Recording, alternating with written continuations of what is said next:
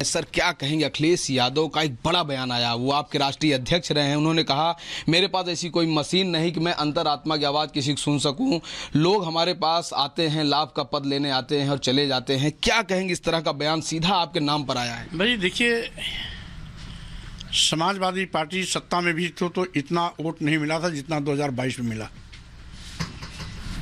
6.5% vote की बढ़ोतरी अगर हुई तो स्वामी प्रसाद मौर्य के नाते हुई। 17 के पहले जिस समाजवादी पार्टी 22 के पहले जिस समाजवादी पार्टी की संख्या विधायकों की मात्र 45 थी, 22 के बाद वो संख्या 111 हो गई। तो किसने किसको क्या दिया इस आंकड़े से स्पष्ट है। रही बात उन्होंने जो दिया, मैं एक एक करके वापस कर रहा हूँ। एक पद तो वापस हो ही गया 13 तारीख को राष्ट्रीय महासचिव के रूप में, और जो बचा हुआ है वो शीघ्र वो भी वापस हो जाएगा। सर आप लोगों का इतना अच्छा चल रहा था, ये आखिर ये मामला जो मतभेद ये सामने आ रहा है दोनों तरफ से, ये क्यों? समाजवादी पार्टी में शिव जी की पूजा हुई, कहीं ये तो कारण नहीं रहा? देखिए, चूंकि वो कारण इसलिए नहीं था कि उसके विषय में मुझे जानकारी नहीं थी, उस दिन मैं चंदौली में था, तो इसलिए वो कारण नहीं है। कारण वही है जो 13 तारीख के इस्तीफे के पत्र में उल्लिखित है। जी, क्या कहें सर, चर्चा है आपके ही हवाले से चर्चा है कि 22 तारीख को आप एक राजनीतिक दल का ऐलान कर सकते हैं, क्या है जो चर्चा? स्वाभाविक रूप से अगर कार्यकर्ताओं की चाहत होगी तो वो भी हो सकता है। क्या कहें सर, न्याय यात्रा में भी शामिल होने की चर्चा है राहुल गांधी की? अब चूंकि इधर तो मेरी व्यस्तता रहेगी, लेकिन उन व्यस्त कार्यक्रमों के अतिरिक्त यदि हमें समय मिला तो मैं शामिल भी हो सकता हूँ। एक लास्ट सवाल सर, जब नई यात्रा शुरू करेंगे, चूंकि लोकसभा चुनाव के पहले स्वामी प्रसाद मौर्य एक नए रूप में, एक नए दल के रूप में आने वाले हैं, चूंकि आपको तो पूरा देश जानता ही है, लेकिन अकेले जाएंगे, गठबंधन से जाएंगे, क्या भाजपा के साथ भी, एनडीए के साथ भी जा सकते हैं या एक अलग रास्ता निकालेंगे? देखिए, पहली बात तो वो सब कुछ तय होगा 22 के बाद। अभी मैं समाजवादी पार्टी में था और जब तक 22 तक निर्णय नहीं होता तब तक हूँ। समाजवादी पार्टी इंडिया अलायंस का पार्ट है, तो मैं भी अपने को इंडिया अलायंस का ही पार्ट मानता हूँ। और हमारे साथ हमारे सहयोगी राघवेंद्र सीधे जुड़ रहे हैं, उनका रुख कर लेते हैं। राघवेंद्र, आपने जो बात की उसका लब्बो लुआब तो ये निकल रहा है कि नई पार्टी में भी जा सकते हैं, न्याय यात्रा में भी शामिल हो सकते हैं, लेकिन समाजवादी पार्टी से 2 हाथ की दूरी बना ली। देखिए, उत्तर प्रदेश में राजनीतिक घटनाक्रम प्रतिदिन बदल रही है। लोकसभा चुनाव के पहले नई नई चीजें आ रही हैं। कल जैसा कि रिपब्लिक भारत ने प्रमुखता से खबर चलाई, जिसकी पुष्टि अखिलेश यादव ने आज की। कल रिपब्लिक भारत ने कहा था कि न्याय यात्रा में शामिल नहीं हो रहे हैं अखिलेश यादव, जबकि अखिलेश यादव ने ही कहा था कि मैं ज्वाइन करूंगा रायबरेली। अब वह खुद स्वयं आज अभी बातचीत करने पर मना किए हैं। अब देखिए, समाजवादी पार्टी और स्वामी प्रसाद मौर्य के बीच में कलह की बात सामने आई।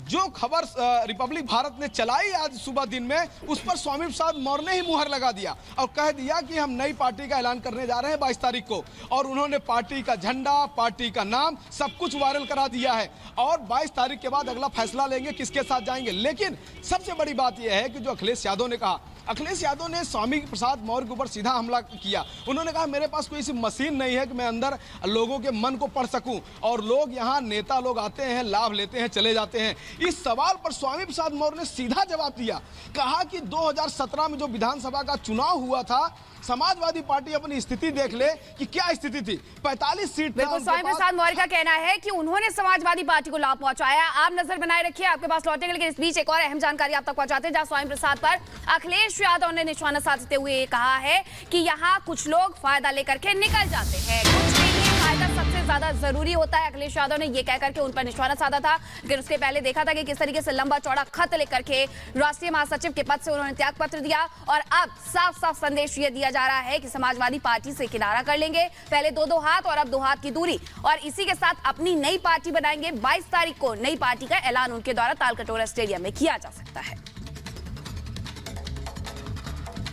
किसी के मन में क्या है, ये कौन सी मशीन बताएगी। और लाभ लेके तो सब चले जाते हैं, लाभ लेके तो सब चले जाते हैं। किसी के मन में क्या है, ये कौन सी मशीन बताएगी। और लाभ लेके तो सब चले जाते हैं,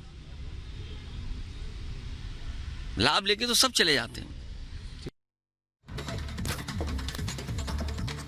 तो इस उत्तर प्रदेश की खबर पर लगातार नजर बनी हुई है, लेकिन आगे बढ़ते बात संदेश खाली की कर लेते हैं, जिसको लेकर बीजेपी ने टीएमसी पर बड़ा हमला बोला और कहा गया है कि धर्म देखकर अत्याचार किए गए हैं। इस वक्त ये बड़ी जानकारी आपके सामने रख रहे हैं। संदेश खाली मामले में बीजेपी ने टीएमसी को निशाने पर लिया है, तीखा हमला बोला है लॉकेट चटर्जी ने। धर्म देखकर अत्याचार किया गया है, ये लॉकेट चटर्जी की तरफ से कहा गया। टीएमसी ने गुंडों को संरक्षण दिया है, उन्हें बचाया है। महिला अत्याचार की अनदेखी हो रही है पश्चिम बंगाल में, ये आरोप भी लॉकेट चटर्जी ने लगाए हैं। कहा कि महिलाओं को फोन करके बुलाया जाता था। तो उनकी तरफ से प्रेस कॉन्फ्रेंस की गई है और क्या कुछ कहा है आपको सुनवाते हैं।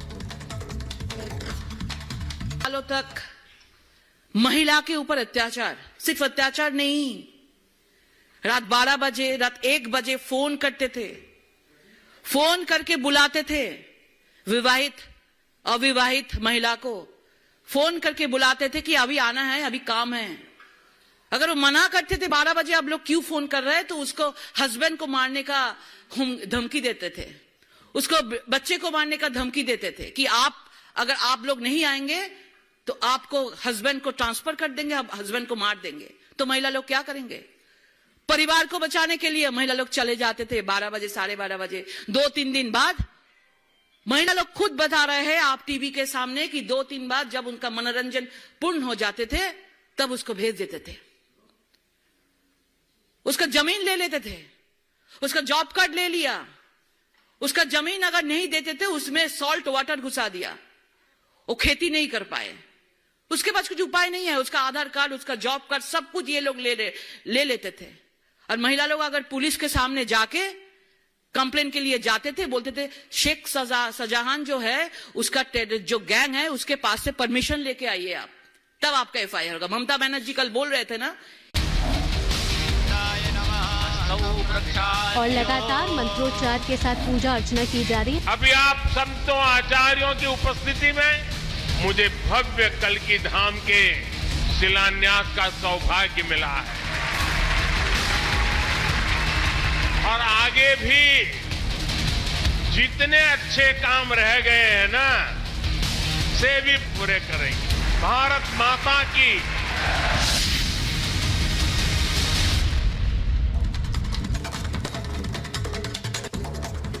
और चलिए इस वक्त की बड़ी खबर का रुख कर लेते हैं, जहां आपको बताएं कल्की धाम को लेकर प्रधानमंत्री की तरफ से जहां पर शिलान्यास किया गया है, वहीं बड़ी बातें भी कही गई कल्की धाम में प्रधानमंत्री की तरफ से। उन्होंने बताया कि कैसे 500 सालों का इंतजार अयोध्या में मंदिर बनने के साथ पूरा हुआ है और कल्की धाम की आस्था विराट है। प्रधानमंत्री ने ये कहा है, मंदिर में 10 गर्भगृह होंगे। प्रधानमंत्री ये जानकारी भी दे रहे थे। शिलान्यास कल्की धाम का किया गया है। अयोध्या में कैसे 500 सालों का इंतजार खत्म हुआ है, इसका भी जिक्र प्रधानमंत्री की तरफ से सामने आया। विश्वनाथ धाम का भी उन्होंने कहा कि उसका वैभव निखरते देखा है। मंदिर और मेडिकल कॉलेज दोनों ही इस देश में बन रहे हैं। पीएम पहुंचे हुए थे, शिलान्यास किया है, विकास और विरासत को एक साथ यहां पर बढ़ाया जा रहा है, ये भी कहा है।